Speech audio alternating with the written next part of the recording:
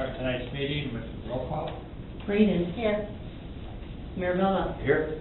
McCarthy. Here. White. Here. Mayor Bruno. Here. Please stand for tonight's invocation and pledge of allegiance. Tonight's prayer will be provided by Pastor Bycroft with the Point Church.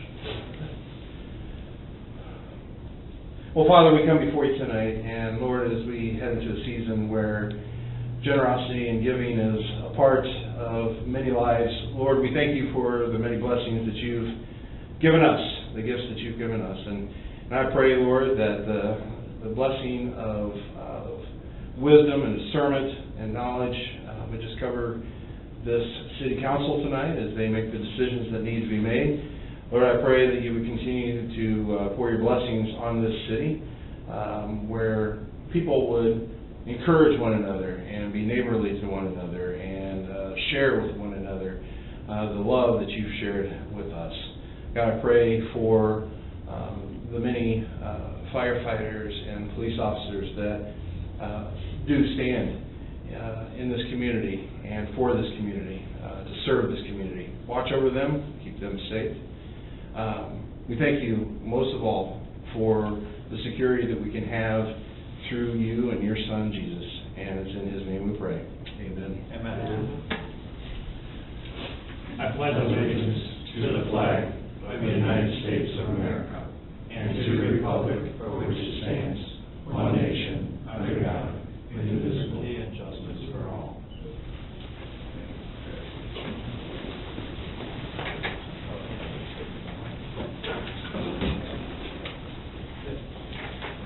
First item is the motion to approve the November 19th, 2024 regular board meeting minutes.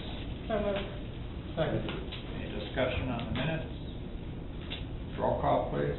Braden. Aye. Mirabella. Aye. McCarthy. Aye. White. Motion carried. Mayor's report, the item that's listed on the agenda will have to be stricken because Eric Zach, who's going to be receive the oath of office for Assistant Fire Chief, will not make it tonight. We'll do that next month. A couple other items I wanted to bring up under Mayor's report. On December 7th, we had the Santa Day in Winthrop Harbor. I'd like to recognize all the staff and all the department heads. Every part of the village was involved with this in some way, and for making our village so festive. It started out with started with the breakfast with Santa in the morning. Then we did the Santa run and collected from our residents toys, lots of toys for our tots. And then we had the tree lighting parade through the village, which ended at the fire station. And then we finished up with the tree lighting. The entire day was a complete success. I'd like to mention a couple of the businesses that participated, went above and beyond. Treasure Hunt donated a whole shopping cart full of toys, which we put in our van. We had almost a van full of toys. Stone Creek for providing pizzas for us for lunch, and the Outdoorsman. It was a great success. It keeps getting bigger and bigger every year, so it's great. It's good for our children because they reap the benefits for all these toys. Last night, I think I got there a little later, but I know some people had wrapped toys, gift wrapping for toys for our tots. I was told there's like 45 to 50 volunteers that came out to wrap. I want to thank them. And would like to thank all the volunteers that helped out in some capacity there, setting up all the tables and all the gift wrap and all the stuff that's needed for that. Because all this is going to be donated to our wonderful children in the village, all these wonderful toys. And we had quite a few kids. Scott's not here, but I think it was like 100 and some odd kids going to receive these toys. So. That's about all I have under Mayor's report. Do we have anything on Village Administrator's report, David? Not tonight, sir. Okay, we move on to new business, committee reports. Trustee McCarthy. All make a motion to approve the accounts payable warrants 2024-8 in the amount of $484,827. Second. A motion and a second, any discussion on the warrant? Roll call, please. Braden. Mirabella. Aye. McCarthy. Aye. White. Motion carries. I'd like to make a motion to approve the 2025 workers' compensation policy with travelers in the amount of $142,049. Second. Any discussion on that? Mayor, we Yes. have our insurance broker, Vansolar. They'll Yes, let Dan. us briefly make a quick presentation to the village board. No? Thank you. Thank you, Dan, for coming up tonight. Mayor, board members, we've got favorable news for the renewal, very favorable, but there's some changes that Dave and I have been discussing over the last couple of months that he wanted me to review with the board. This environment of the workers' comp is such a commodity type product. The environment, the carriers and the underwriters involved see such a sharp swing from year to year. It's hard to manage, it's hard to price, and it's certainly hard to estimate where they're going to go from year to year. We've got two players every year in workers' comp.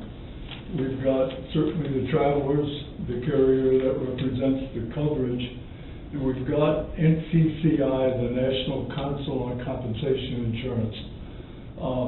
They're a huge player in the industry for all companies, not just travelers, but the entire industry. To that end, they are advisory, they are enforcers, they provide all the analytics for the companies. They produce a report that advises the carrier on what to do going forward. They're an important player to the extent that they try to create some balance in the work comp industry. They're national, so we're not talking Illinois only, but throughout the country. And their effort is, in that balance, is to inform insurance carriers of the analytics that they accumulated over a past 12-month, 36-month period to guide them. The fairness in it is for those accounts that have had no claims or very minor claims, they should be rewarded. For those that have had activity and severity and frequency, they should be surcharged. And with that, it gives the industry a level of fairness that says, for the person that has claims, you're going to have to pay a little more. For the policyholder that hasn't had claims, we're going to give you a reward. This 12-month period, we've always focused on NCCI, primarily because they have such authority. They influence the insurance industry and the carriers and the underwriters as far as direction. We've been very fortunate over the years that the village of Winthrop Harbor has always been a credit modifier. By that I mean if $1 is the rate, they've been 12, 13, 14 points below that rate in terms of rating discounts. What's happened this year is the reporting 3-year period that we're in. The NCCI has received 14 claims on behalf of the village. 8 of them are small claims, so they're under $1,000. 2 of them are over $25,000, and 4 of them have no claim payment at all. But when you plug that number into their analytics, it's taken away 12 rating points from village discounts. That's not a good trend. We've got, unfortunately, contractors that are up in the 1.30, 1.40 rating range on a debit with their debit credit rating system. So it can get out of hand, and we don't have to concur with the way they do it, but they're the authority and they're gonna pass it on. So what are we gonna do? What can we do about it? We've got there's no impact this year. So we wanna respond soon, and we wanna do something that's gonna be effective.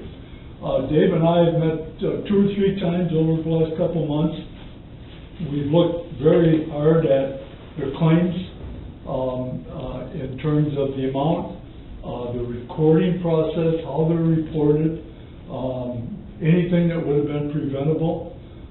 We talked about in-house loss control, much to the compliments of the village, Dave and the department heads.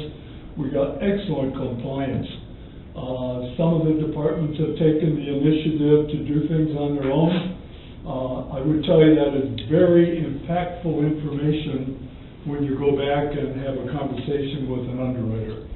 Underwriters are here today and gone tomorrow, and the attention we had last year we're not going to get tomorrow. So we're always trying to provide current information. The current information that in loss control is that we've got a very, very favorable climate. We've got a very good management attitude here. We've got department heads that are taking the initiative.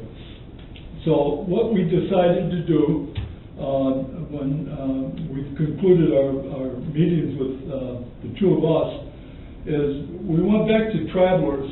We've involved the underwriter. We've involved the loss control person that's responsible to advise the village and follow up. We've provided them, of course, with all the loss reports, descriptions, and amounts. With that, we asked them to give some consideration, some advice as to what we can do to move forward on this trending concern we have. We don't want it to get out of hand. It's very favorable now. But as a loss ratio type company, Travelers, like anyone else, is going to look at their bottom line. Are we rating this properly? Is the loss control been effective out there? Are they receptive to what we're asking them to do? And if the answer is yes, then give us some advice going forward where we can address NCCI, the rating council, as well as the premiums that we might be facing in future areas. With that, we had these meetings with them, phone meetings. Loss control and underwriting came up with developing a little bit different reporting system. We don't want to plug in for their information 14 claims if we can manage them. By that I mean we had 4 no payment claims. If that would have been reviewed up front, we might have avoided that reporting process. What about the small claims? We've had no loss of time. They were medical only. The 2 of them combined are 12 of our 14 reported claims. I mean, they're going to plug that in at the Bureau, but we don't want that to affect the Travelers rating. Dave's already implemented a system for reporting. There'll be more interaction now with all workers' comp claims. We'll be able to decide where to go, what to report. For protection. Dave, if I could just add something. Sure, please. To that statement. The challenge that we have is, even if it's a 0 payment, it's just reporting, it's important for the village to document it in case 2-3 months down the line, that potential injury flares up into something that we're going to be paying out. So that's been our challenge. Yeah, a very, very good point. To protect the village or any account, you don't want to make a decision about a reported claim, not reported claim, and have it come back later. There's some very rigid guidelines in the state of Illinois about timely reporting, and you don't want to come out with a judgment call that's wrong. So the second point that they brought up, and we certainly concur with, is to put a $1,000 deductible, much like it would work in a group health policy, medical only. That would allow the discretion to report the claim, Dave to have a record of the claim, and travelers to be aware of the claim. Extremely important. In my years of this business, I can't tell you, not through our advice, but through discretion of the account, they decided not to report a claim. And that came back later as a major issue. The carriers will get involved, they will defend, they normally will pay it. But if you prejudice their position to settle a claim or to comply with the state of Illinois on how to pay for that claim, you've created a real problem, not only for yourself, but for the carrier involved. So, as part of this, they're going to go with a $1,000 medical deductible only going forward. So we'll be on record, it'll comply with the system that Dave's put in place, and then they will ask us to continue to monitor all these claims. I say all these claims, it's been extremely favorable, but it's also created some impact that we don't want to continue, and that's the loss of our rating credits. We're at a 1% credit now, we're still in a credit mode. However, that of course depends too on the next 12 months. We're putting some procedures in place to protect rating, to protect the village, and to protect the workers' comp rate. But obviously, if we plug in a couple more claims over the next 12 months that create a larger settlement, it's going to impact the rating on Is it. that a mod rate you're talking about? No, that's what I was going to ask about. There's usually a mod rate associated with insurance. I'm sorry? A mod rate usually created with insurance ratings, like for construction and everything else, you go by the number of claims and what you've had, and there's a mod rating involved. Absolutely. So what was ours be then? Is it a low, or is it high, or is it?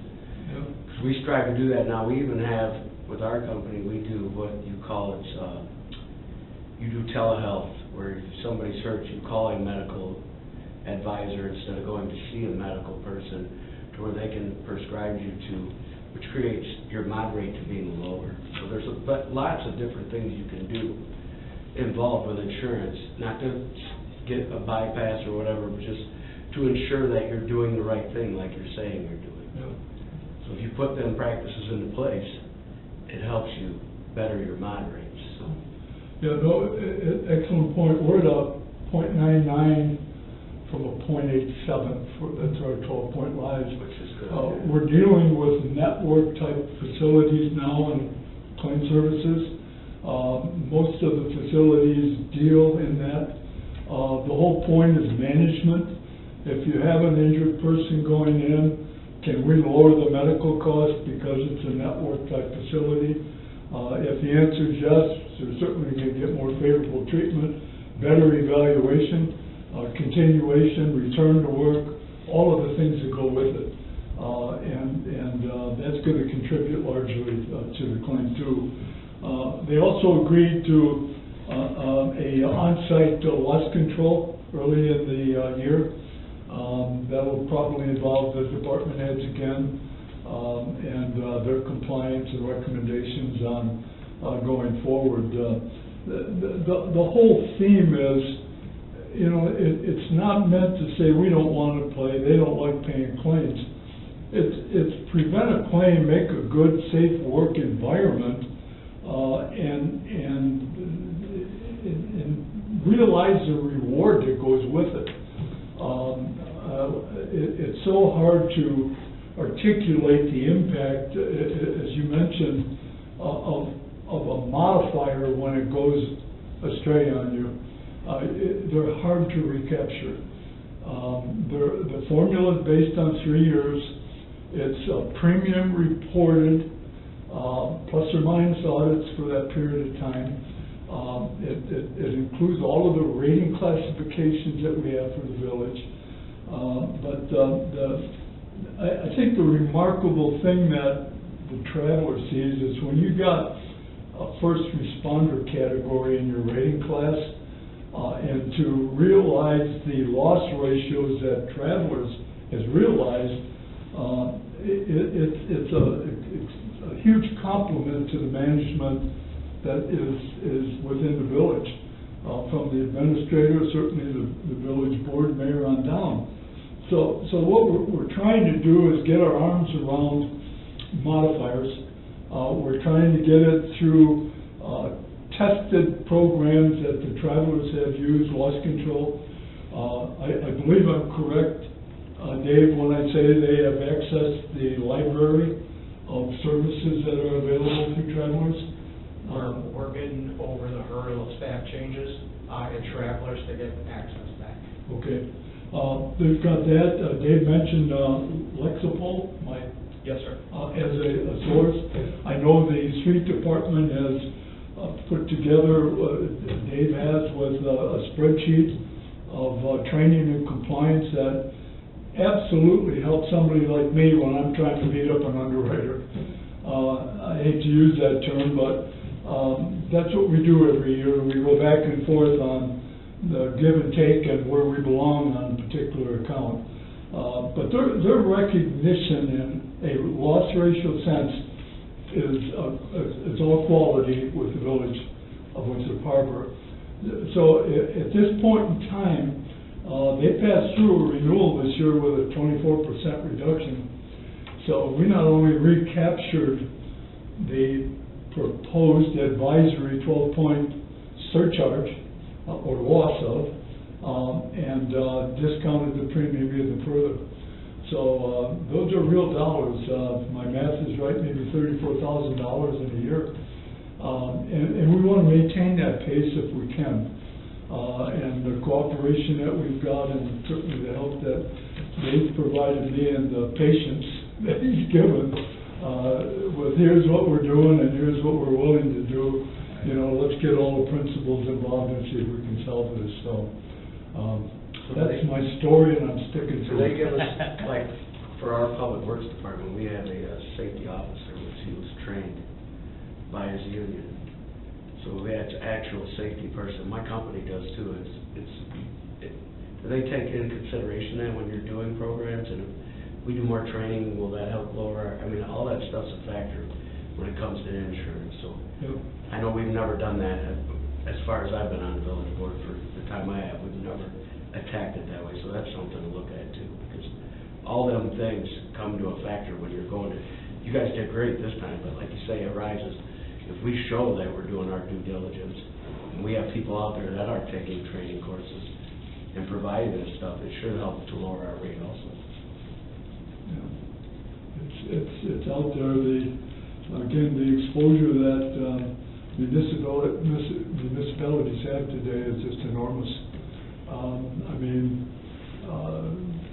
remarkably, if streets has the highest rate, fire the second, and police third. I would have wanted to flip that around, to be honest with you, with the risk that's out there, but that's where it's at for this rating period. And like I say, I'm not trying to toot the horn of Travelers, but they're responsive.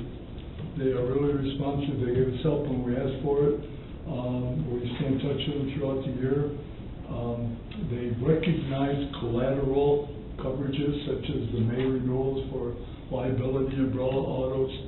So it's been rewarding to deal with them, and to cover these various points has been extremely important, because an underwriter again picks up a piece of paper and looks at it, and they don't know what we know, and they appreciate what we know, but you got to hit them in the face with it sometimes. And but in doing so, they've been responsive. So for that, we appreciate it. Try to answer any other questions if you haven't. I just like Dan, such a great agent for the village. I know we've talked over the years. you're very knowledgeable, and you try to steer us in the right direction. Yeah. Well, thank you. We appreciate your loyalty, and you got my promise, we'll continue to work. He's a good guy to work with, by the way. He has patience, and I don't always see that, so. But thank you very much. Happy Thank you, holidays, everybody. Yeah, Merry Christmas. If I could just add, you said something about investment, about the village's investment. And there's three investments that we really need to highlight. And that's the investment in Lexipol for the police department. Lexipol is a nationally recognized policy, police policy that have been proven through the courts. That was a great investment. With standardized police operations to national standards. We just signed a contract with Lexipol for the same policies and procedures software for the fire department. And for public works, it's just the ongoing, not only the training that Tim provides, but also the documentation of the training. And with the safety officer, that's something that we hope to take it to the next level this coming year to continue to enhance our loss control efforts. Yeah. All helpful, too. Yeah. Thank you. Thank you. Well, since we're still in the discussion, we still have a roll call, I'll add here, because otherwise it would have been unfinished business. But I do think, in order for it to work, safety has to be a core value across the board, and I think it starts at the top, and I think we have that with our department heads, with our chiefs right now, with the fire department, with the police department, public works. So we're in a great position to keep that going. So I'm really happy to hear this and know that we can continue to do it, and that it will trickle down. So I appreciate your hard work and Dave's hard work to to work with them and to do this, so to keep costs low and most importantly to keep people safe, because that's what it's really all about, and that's what it sounds like everybody's working to do. And if it keeps things cheaper, that's great. But most importantly, it keeps people safe, and that's the main thing. Yes, safety has got more hardships connected to it than one realizes until they're involved, and again, recognizing a good management attitude for those that want to participate, it's just everything, so. And then, having worked, having to do a lot of safety training in previous jobs for years, when people say, I would say nothing's going to happen until it happens, and That's it. that was always my phrase. People would say, it's like, well, nothing's going to happen until it happens, and then We get a lot of evidence. Yeah. Thank you very much. Thank you, Dan.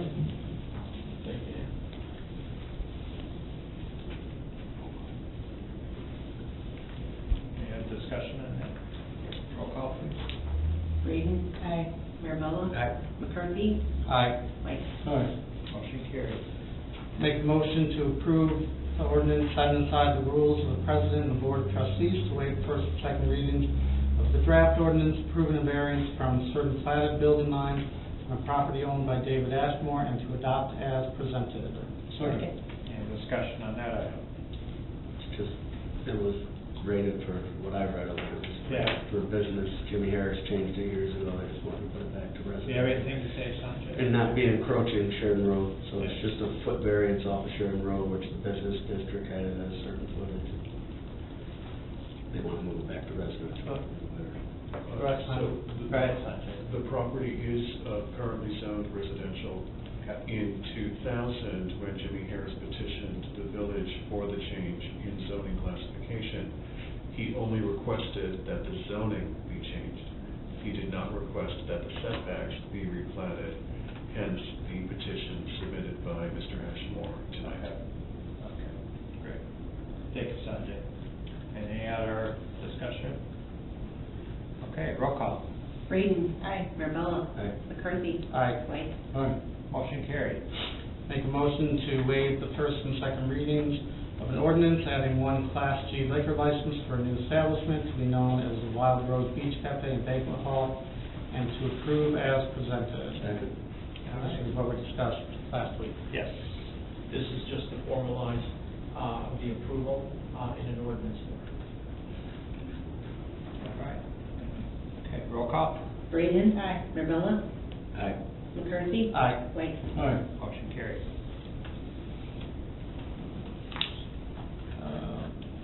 One more. Make sure I'm staying caught up here. Sorry. Number 5. Yeah, I'm I'm caught up in the fact. Make a motion to approve an ordinance setting aside the rules of the President of the Board of Trustees to waive the first and second readings, amending multiple sections of the municipal code of Winthrop Harbor relating to notice given in zoning cases and to adopt as presented. Second.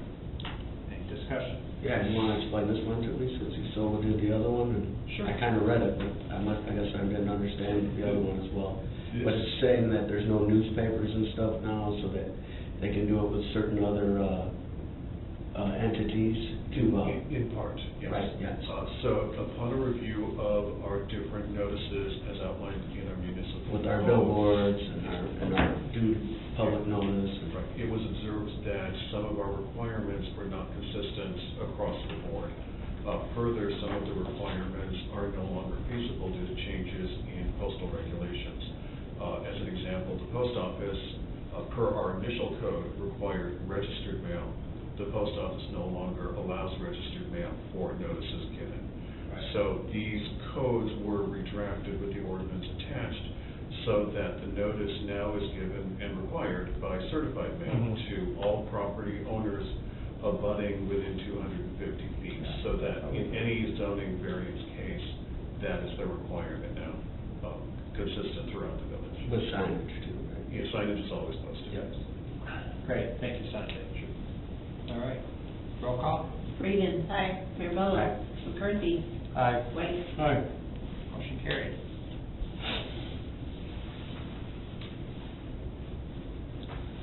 Make a motion to approve the renewal of the employee health insurance with Blue Cross Blue Shield of Illinois, total annual cost of $426,768. Second. All right, any discussion? Thank you. Roll call, please. Reagan? Aye. Mirabella? Aye. McCarthy? Aye. White? Aye. Motion carried. And finally, make a motion to approve the ordinance setting aside the rules of the President and the Board of Trustees to waive the first and second readings, approving the annual tax levy. Second. Are you going to talk about it? Yes, I do. Otherwise, I would. This board has never taken lightly any increase in fees or taxes for our residents and businesses. Our village has worked hard to provide high-quality services while keeping costs manageable. Due to rising expenses due to inflation and increased demands on infrastructure, public safety, and essential services, we are now facing the challenge of keeping up with the increases in our operations. This small property tax increase is necessary to maintain the same level of services such as police and fire departments, road repair, parks, and community programs. By making this adjustment, we can invest in our village's future while keeping the increase as minimal as possible to avoid placing undue burden on homeowners. The tax levy calls for a 4.99% increase. A couple of examples: on a $200,000 home, that'd be $41 per year increase. A $250,000 home would be $51 per year increase. $300,000 home, $61 increase per year, and $400,000 home, $81 per year increase. And it's basically, I want to just be transparent, let everyone know in the village. It's nominal, but it's necessary, as I stated earlier. So, anybody else have anything to say on that? I just appreciate you, Yeah. being transparent, talking about that. As you said, I concur with everything you said, that we don't take it lightly, but, Yeah. it's necessary as costs go up in order to operate and to provide services. If you look at your school tax bill, it's where your tax bill is. Yeah, we get 11%. We barely get any money from the tax bills. Right. All right, roll call. Reagan? Aye. Mirabella? Aye. McCarthy? Aye. White? Aye. Motion carried. Thank you, Trustee McCarthy. Move on to public safety, Trustee White. Thank you. Make a motion to approve the request to accept the lease agreement proposed by Impact Networking LLC to replace copiers and renew maintenance agreement for a 60-month and/or 5-year term.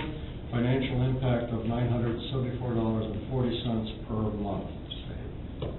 I know it's necessary, because he's 5 years old, he said? I think they're approximately that old. And you can't buy parts for them, get parts for them anymore? Correct. It's every department too, so it's Yeah. not just. Exactly. It's every Exactly. department across the board. Throughout the board, village. Plus, it's a reduction per month to, what we're getting into was $1,304, and now it's down to $974.40. Great, thank you for adding that, so, all right, roll call.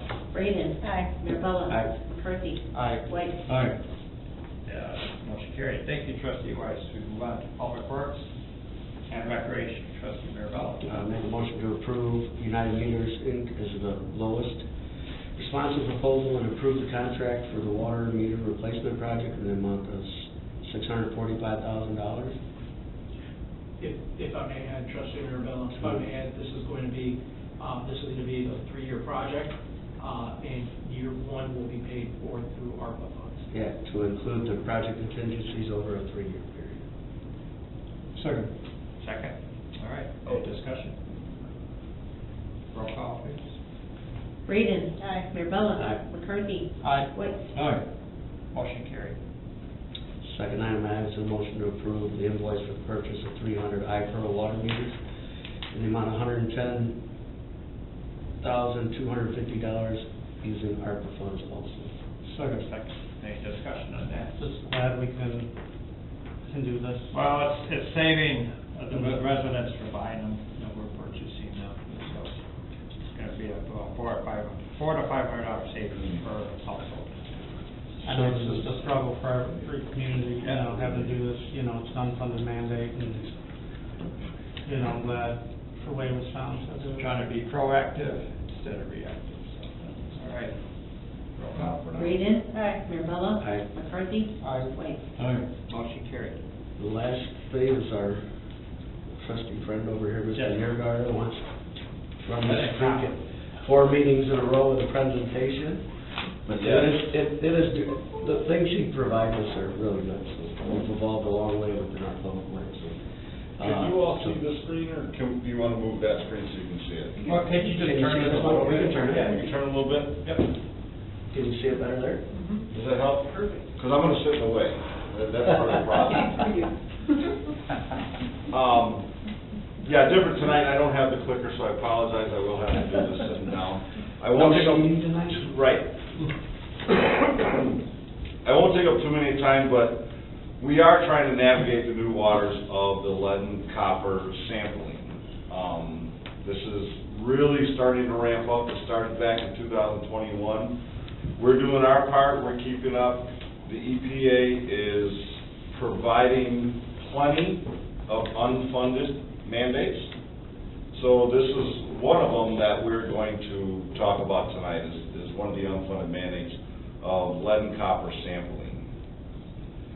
So basically, what every community, these new lead and copper service line and water sampling, every water system out there has to do something. So over the last few years, and we'll get to the slides, we have to come up with a water service line meter or a material inventory. So essentially, in the state of Illinois, the EPA wants to know what material every single water service is. We have 2,300 in Winthrop Harbor. They are updating the water sampling procedures and limits. For communities, that's everybody. For communities that have told the EPA, including us, we're one of them, that have lead service lines. We don't have many, but we have some. One is enough. So if you have that, you have to create a lead service line replacement plan, which we are doing and we're working on, and we talked to Baxter Woodman a few months ago. We have to identify, construct, and provide annual notifications. Basically what that is saying is right now, and we've had this once in town, where we have a water leak, we go out, we find that the water tap is leaking and it's lead. So right then and there, the whole project changed. Not only are we fixing the water leak on that water tap onto our main that the resident owns, they own up to and including the tap. We have to fix that. Now we, as a community water system supplier, have to replace up to the B-box. But we also have to notify the homeowner that they are required to change it. They have to do it. We've only run into this one time, and in this scenario, it actually worked out beneficial because it was actually a house being flipped at the time. So the owner and the contractor that had just bought the property, just started working on it, they said, not a problem. They knocked it out. It was an easy cost. The concern comes when it's my house, you know, and now you tell me I have to do this. So there are parameters and there are ways we have to go about it. If the owner ultimately refuses, can't afford it, whatever it might be, we gotta get them to sign a document to say it, but then we have to provide like a pitcher with a filter, like a Brita filter. We have to provide it. EPA says that's actually in the law. Bob and I talked about that 5 years ago. It makes sense. It does. We want to protect it, we want to notify it, we want to get people involved, we want ultimately to get rid of all the lead and galvanized. If it's anything other than copper, or now plastic, it has to go. It has to go. It's going to get replaced one way or the other. What people don't know, and including the EPA, what they don't know right now is who's paying for it. That's the biggest question. Because now that it's a requirement, what do you think plumbers and contractors are doing right now? Their prices have gone up to 50%. They've skyrocketed, they've jacked it up. A $7,000 job is now turned into a $25,000 job. Plastic does help. Plastic does help because it's cheaper, absolutely. Then copper's It's another benefit of us updating our ordinances. So then we have to get to the full lead service line replacement, and that's gonna come. So this just shows you a roadmap of where we started in 2021 when the actual lead and copper rule revisions were passed by the Illinois government.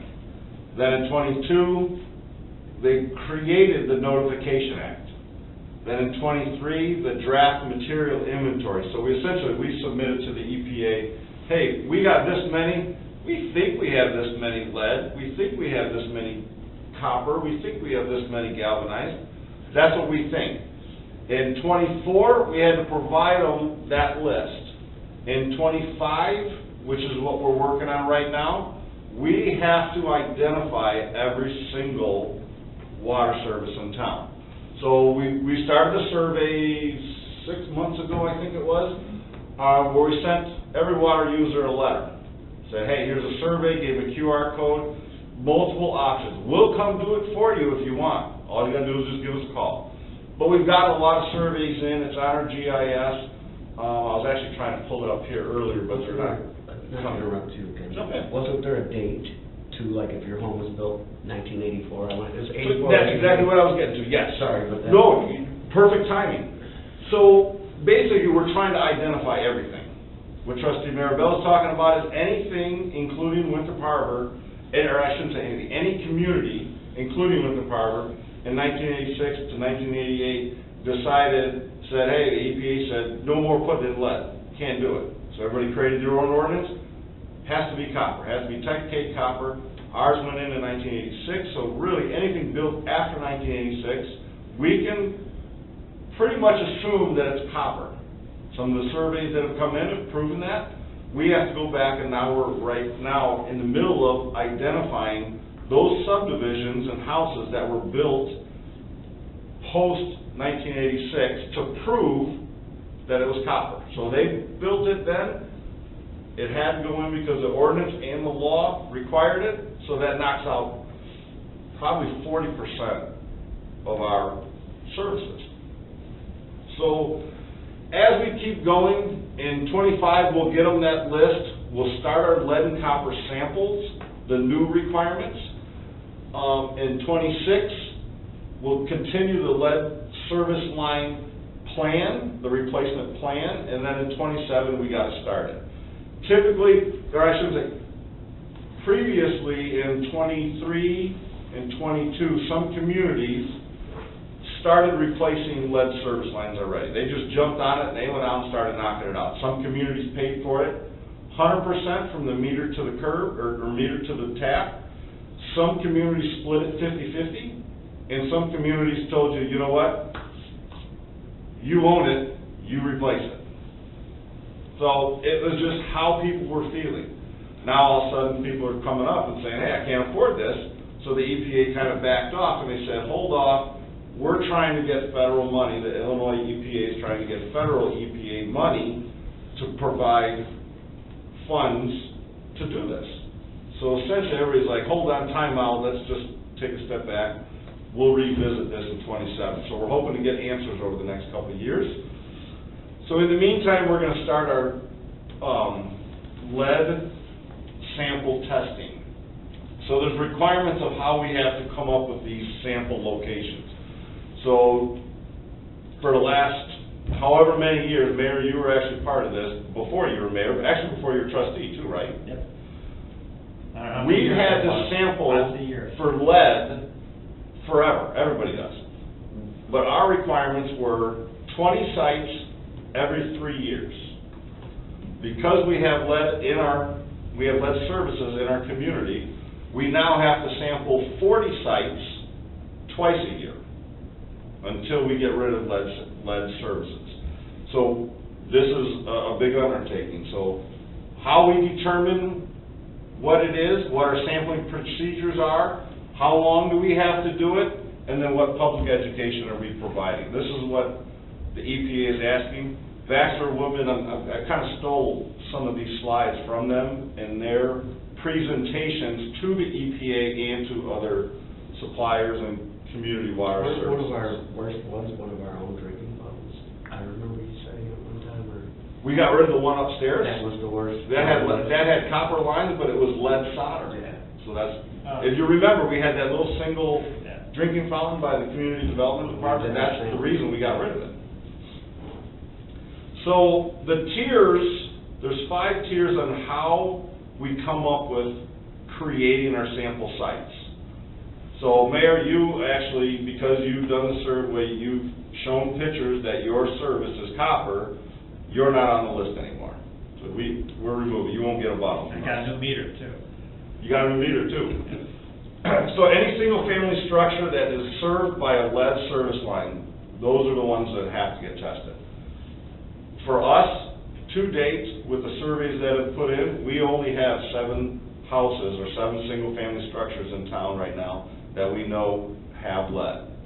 We have right now 15 that have galvanized. We have a lot of unknowns still that I was actually just talking to my staff this week about, is after the first of the year, they're going to start going out and they're just going to start knocking on doors. Can we come in and see it? And they're going to do the survey right there on their phone.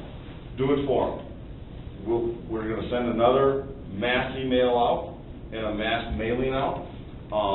I'm getting that information from Baxter Woodman right now of where we are at in terms of unknowns. We have our knowns. We're getting our unknowns. We're going to try to revisit them. If somebody doesn't let us in their house, we're literally going to dig up their front yard and we're going to find it. We're going to go on the right of way, obviously not private property, but we're going to dig it up and we have to look at it. Because we have to have the answer from the EPA by April 15th. So typically what I've talked with a million different communities or a bunch of different communities about is typically when you show up with that digger or the hydro excavator, they're like, hey, what's going on? They just kind of ignore it. It's not derogatory, it's not malicious. They just forget about it or don't do it, it doesn't seem important. They'll realize that we have to have an answer by April 15th. So we're going to find out one way or the other.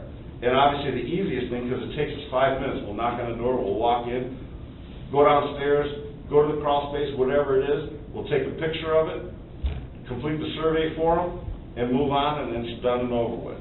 So I'm very confident that we're going to finish this without any problems. But if we run into less than 40 services that have lead, then we're going to go to other buildings, commercial, multi-use, or multi-family, that are served by lead. Guys actually are starting the first week in January. They're going to all the commercial buildings and they're going to take a picture and we're going to record that and get that into the system. With our hydro though, it's from our VBOT, it's not gonna be that invasive. No, it's literally like an 8-inch hole. It's so, yeah, and then you can tell right away. And you just- It's out of our VBOT. Yep, you just go down, you look at it, and it's done. It's very simple.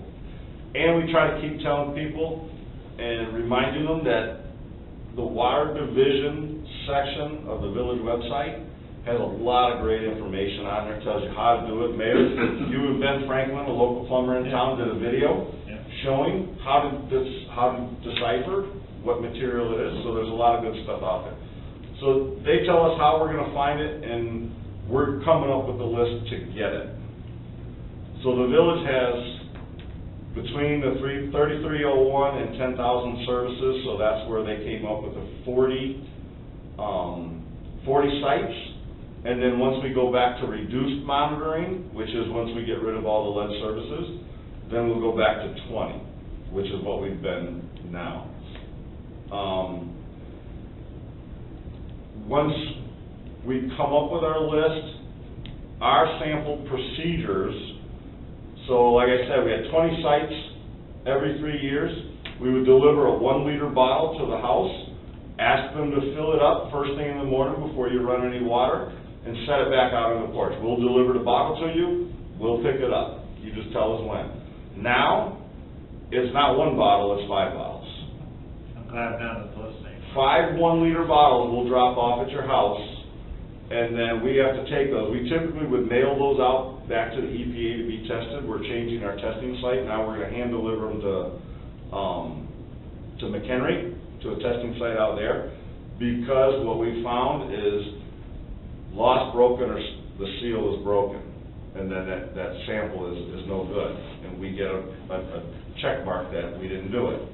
So if it doesn't come in perfect, then it doesn't work. So that's why we're hand delivering them up to McHenry. So you've had seals broken while shipping?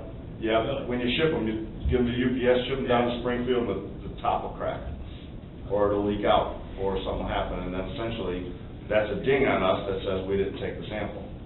So to relieve that problem, we're just gonna hand deliver them. Like we do our DVP samples, our monthly samples, we take those to Lake County. But what it typically is, they're gonna analyze the first liter for copper, and then they're gonna analyze the last one for lead. So essentially, you're gonna fill up 5, because the first one is gonna be all the water that's sitting in your pipes in your house, and they're gonna test it.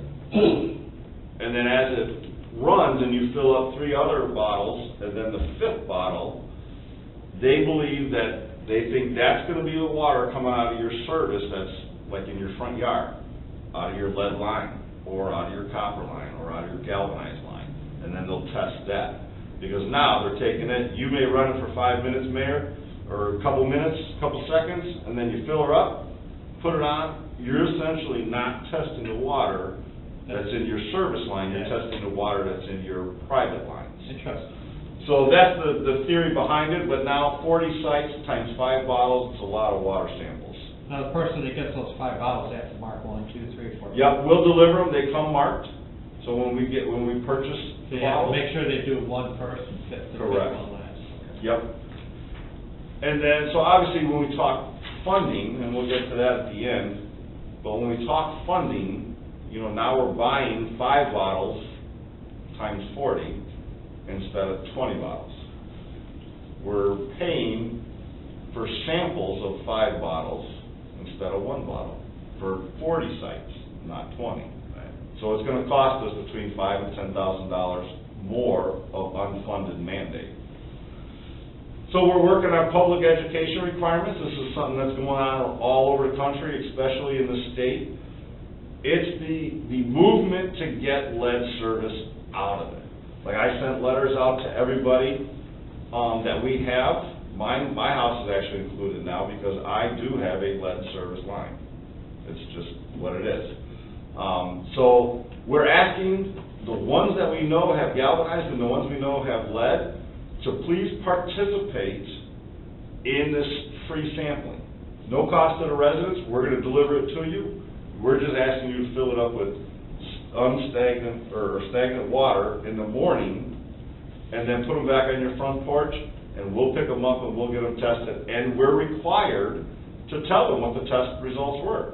So I'll send them a letter, say, hey, your bottle's coming in 2 weeks, we'll deliver it, pick it up, test it, get the results back, and within 30 days of the day we get the test back, we'll send another letter back out to them saying, hey, you're within the legal requirements, you're over, yep, you have a lot of lead in your water, or you have none. Whatever the results are, that's what we're gonna send them. So, the movement is getting everybody on board to get rid of it. It is absolutely something we've been talking about for 5 years now, and we're moving along. But this is something I want to do to let you guys know where we're at, what we're doing, and what our next steps are, because we're literally ramping this program up very aggressively. So it really wasn't that I was trying to keep the streak going, but it was kind of cool. But this was some information that's going out, that's interactive with the community, that you want to really be aware of what's going on and where we're at. So say I'm your neighbor and I got a lead service, just out of the blue, because it's in that neighborhood, I'm not saying it does. Sure.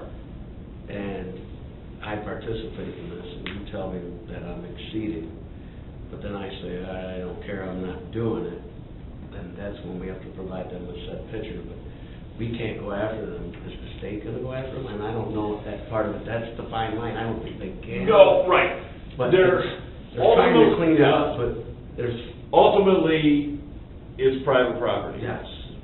Government and private property don't mix very well. I just want to throw it out there. No, you're absolutely right, because there is a document that says, I don't care, I ain't doing it. And they can sign it, and we keep a file of it, we turn it into the EPA, and it really goes away, you know, because Other this than we is give them up that to your filter. meter. Yeah. This has nothing to do with the lead pipes that are in your house. You know, like, I've looked at mine since I looked at the service that comes in, and I'll use me as an example. I have a lead service that comes up out of the ground to my 40-year-old meter. Then sporadically through my house, just since I moved in 18 years ago, I've replaced a lot of the lines, but it's plastic, it's galvanized. I've replaced some lead, and then copper. You know, so I have a mixture in my house. My neighbor, she had a guy come in probably 10 years ago and replace all of her old galvanized lines with new copper. That's what we're actually finding out with this survey is, over the last 30 years, since 1986, 40 years, there's been a lot of people who've done these upgrades in their house already. They've upgraded their service. Now, whether it was with a permit or not, that's not the question today. The question is, what is it? Yeah. You know, because honestly, if you want my honest opinion, if it was 1989 or 1992, and I had a lead service line, and I had a contractor come in and replace it, put a copper line in, today in 2025, do I really care if you got a permit back then? No. I'm just glad you don't have a lead service no more. You know what? Because that's the ultimate goal today. You know, and we're just going to continue to look forward. Now, when this goes through it, when it comes up to 2027, 2028, and we are actually in an active pattern of changing these services out, you know, I think there is going to be conversation between the EPA and municipalities, and the municipalities and the residents. What are the permits? What are the fees? Who's paying for what? You know, honestly, I think it's going to come down to there's going to be some cost sharing, and there's going to be a lot of federal funding that is coming to this to help residents. Because you think about it, I mean, a city like Chicago, Rockford, Springfield, you know, how many lead services do you think they got? And the last requirement was they had to start changing 1% every year to comply with the EPA standards. Well, for Chicago, that was 400,000 services. For Winthrop Harbor, that's one. Yeah. That's easy.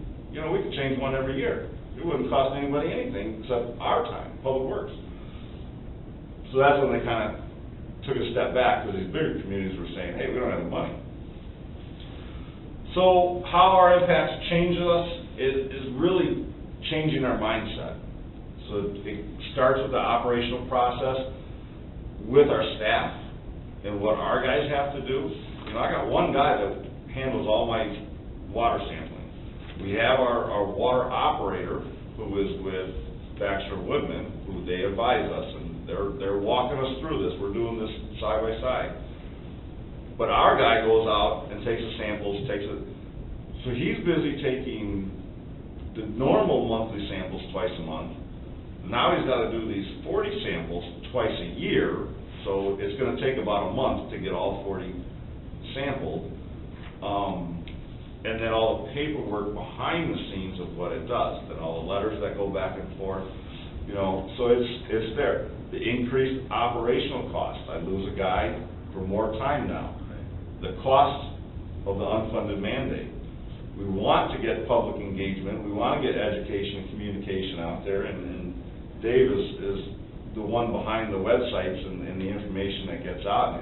It's fabulous, you know, and we just want to keep coming up with these new creative ways to get information out there.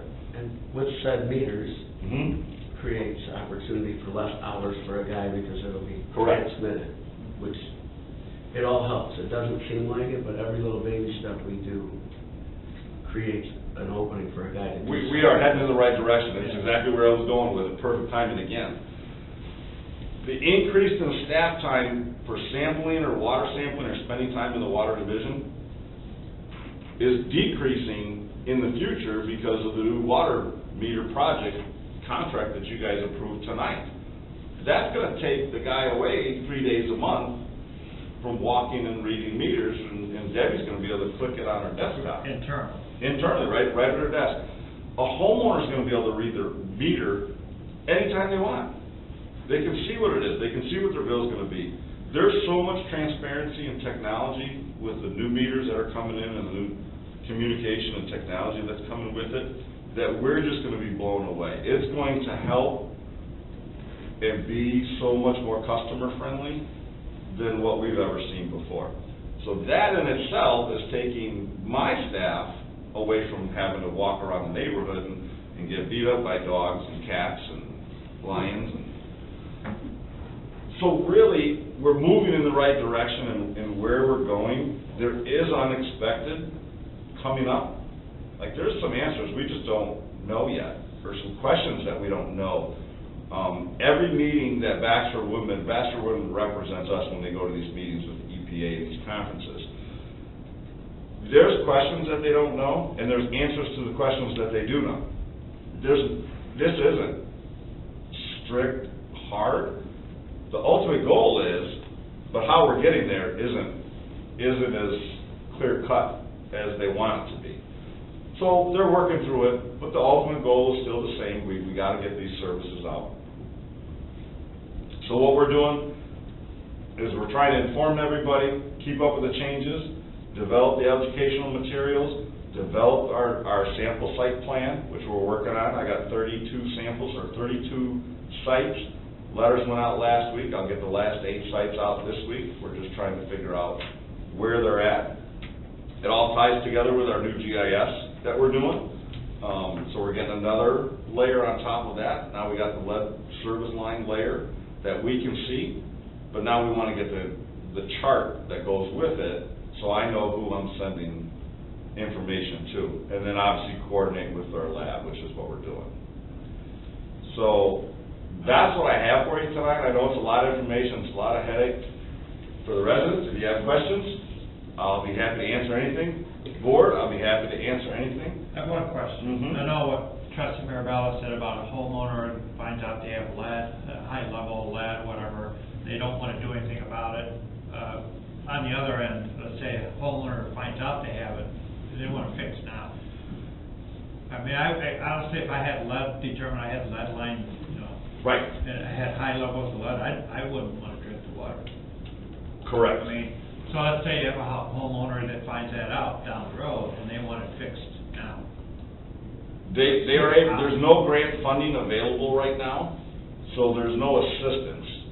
Our municipal board has not set an ordinance or a policy in place to say, we'll do 50-50 with you. You're gonna freak them out, because they don't. So essentially, they're gonna pay for their own service up to and including the tap into the water main on their own.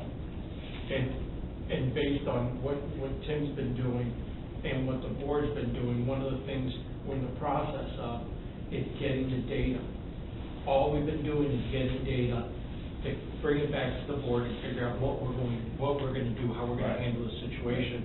And part of this identifying your water service is getting the data, so Tim can come to the village board and say, okay, out of the entire village, we have 100 lead service lines. And then from there, we can create a plan of what direction the board's gonna take and address it. Correct. And that plan, once we finish this, we'll be submitting in April of '25. That's our deadline. So we're gonna submit that then. We're probably going to start taking samples in February, March, and April. Because between January and June, we have to take 40 sites, and then July to December, we have to take 40 sites.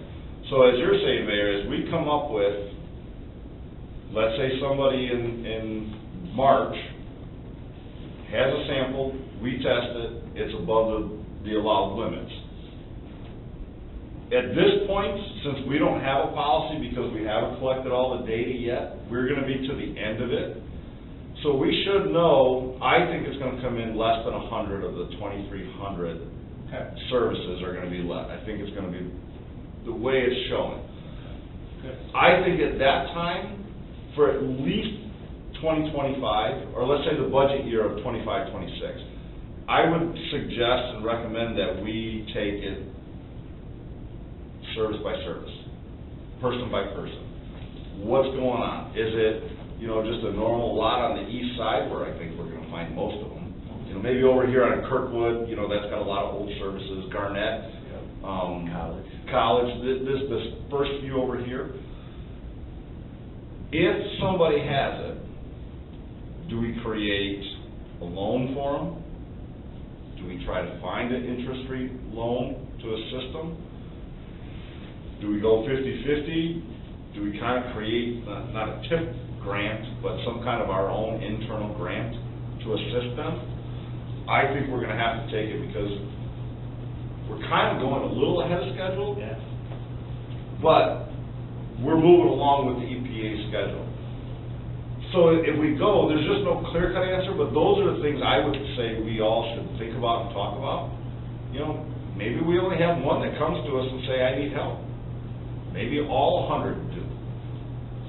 I think we're trending toward finding out what the industry standard's gonna be, because typically, like I said, some people jumped on it, and the village has paid for it all 100%, 50-50, and some of them just wiped their hands, so it's not my problem. I thought that was kind of a crappy way to do it, but where are we gonna be in this mix? What policy are we gonna create? And we can't create it until we have all the data, and it's taking time. We're getting to a point where we're seeing, this is where it's trending. Like I said, less than 10 lead services from the surveys that have been turned into us now. And I think we're about 40% surveys completed. So we're still under half, so we gotta kind of ramp up and we gotta kind of get moving. And a lot of them, in my opinion, are gonna be rentals. Just from what I know, the Yeah. people I know that own homes in this area, it's rental houses that are, just because it's the older houses that were bought, and it's not to And I tell you- demise that, it's just, that's what it's gonna be, I feel. We have an elderly population in town, a retired population in town, that aren't, I'm not good at computers, so I'm not gonna say anything bad, but aren't that computer, so you give them a QR code, it's just a bunch of squiggly lines to them. Well, that's what it is to me. I mean, Dave had to show me what it does. So, I had somebody come to my office, actually turn it in, but somebody came to me and said, what's this? So literally, I had a crew follow them back to their house and just walk them through it, and did the survey for them. We'll do it for all of them. We'll send the guys out there, because it literally takes, especially the young guys, it takes them 5 seconds to do it. They'll knock it out. It's just getting through all these services. We're still getting questions. I got some responses from our lead participation sampling letters that want to participate, and I'm hoping everybody does, but we'll see. Very good. Any other questions? Any questions? This is something we just got to keep talking about. Yep. Thank you, Ted. So hopefully January will have another survey for you. That was very educational. It really was. I think the only other thing, was the village administrator handed me this, that he wants to call a special board meeting for Thursday at 6 o'clock. Right. To discuss. Okay. All right, next item on the agenda is public comments. Any resident would like to address the board, we just ask you to provide us with your name and your address. Okay, we move on to unfinished business. Let's start down with trustee Braden. I don't have a lot. I do want to give special thanks to Treasure Hunt, Stone Creek, and Outdoorsmen for all of their help and gifts. And it's so wonderful to see the local businesses chipping in. I just want to thank them for that. I also want to state that I'm pretty bummed that I didn't know about the rafting thing, because I would have been there too. I really enjoy doing that. And, but I just didn't know, so I'm sorry I missed it. Make sure you know next. I know. Yes, we I will have let to you know. write that down somehow. Yes. So, and then finally, I just want to wish all of our residents and everybody on the board, everybody who works for the village, Merry Christmas, Happy Holidays, have a safe and Happy New Year, and just hopefully it stays kind of warm. That's all. That's all I have. Thank you, trustee Braden. Trustee McCarthy.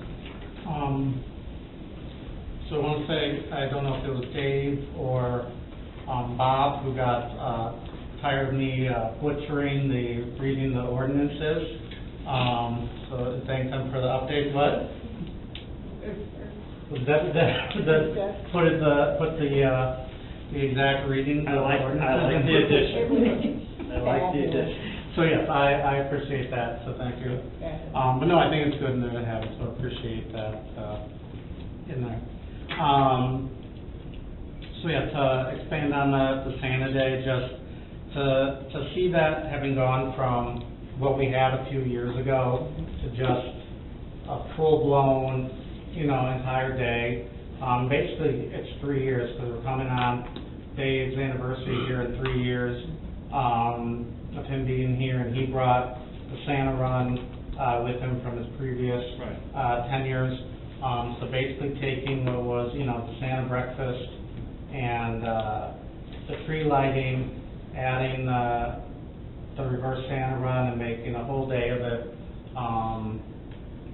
and making it a Winthrop Harbor thing, and how big it's become is really just great. And to see everybody so busy with it, the businesses, trustee Braden mentioned, everyone you mentioned, I'll add on the high school, Zion Benton High School Choir, and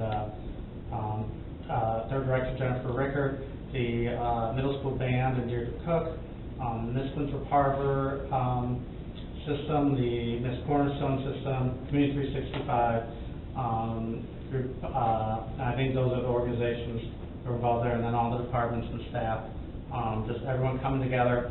And I wish he was here, but Scott really, took charge of it. I know Dave has had a lot going on.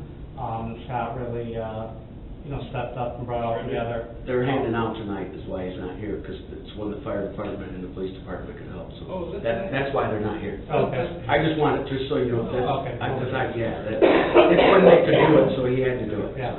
So that's great, but just I wanted to give him, shout out because, he did a great job. I did mention to him at the end of the night, just that to make sure he knew that, it was, was noticed that he, really kept it all together there.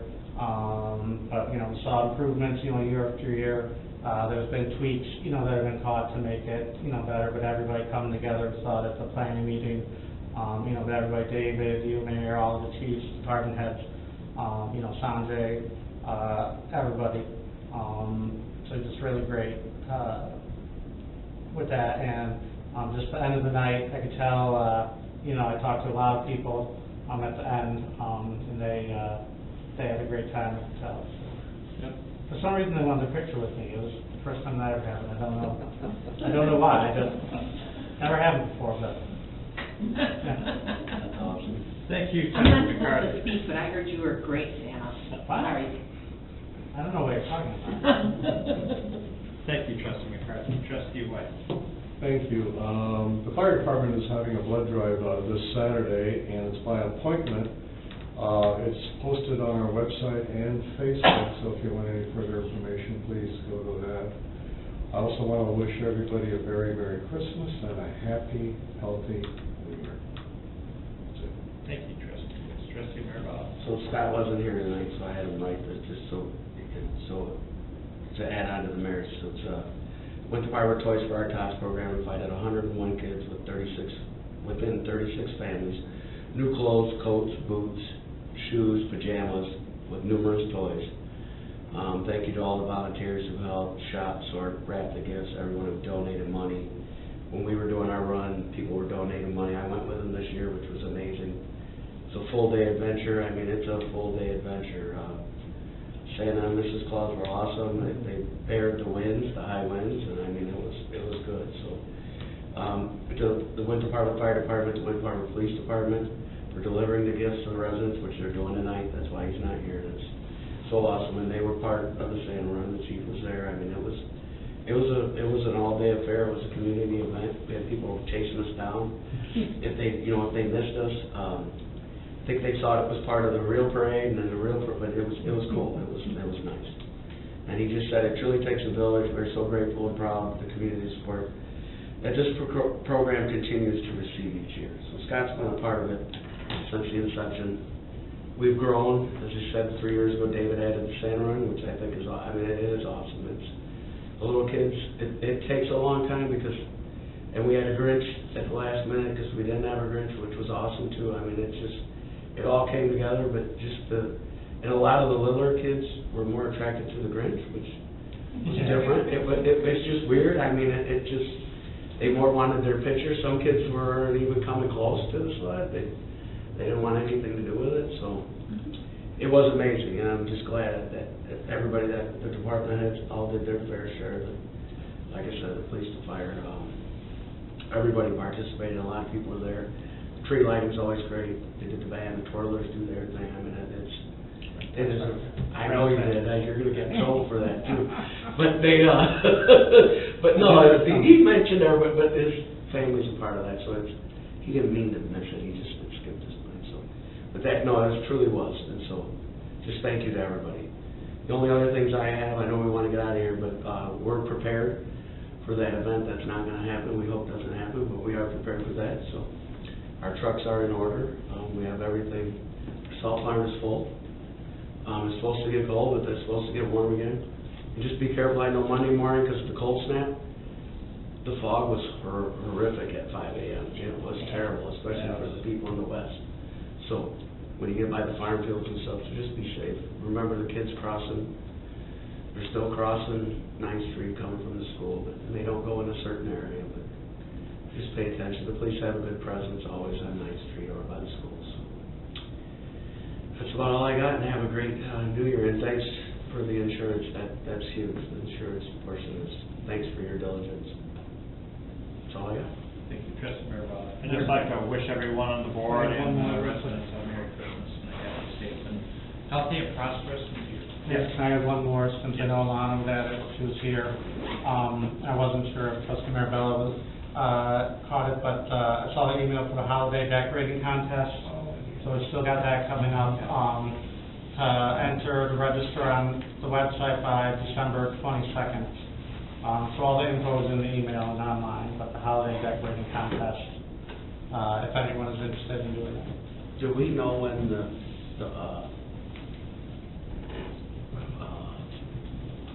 judging is taking place? Between the 26th and the 29th, it says.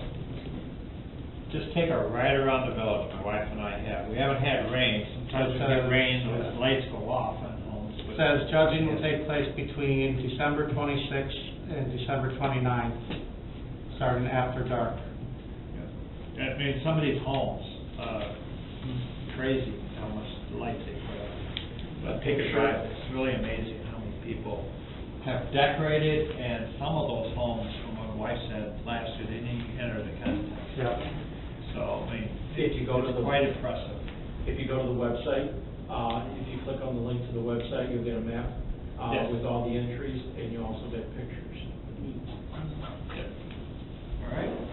Thank you to the board. Thank you for coming tonight. Just need a motion to adjourn. So moved. Roll call. Braden. Aye. Mirabella. Aye. Murphy.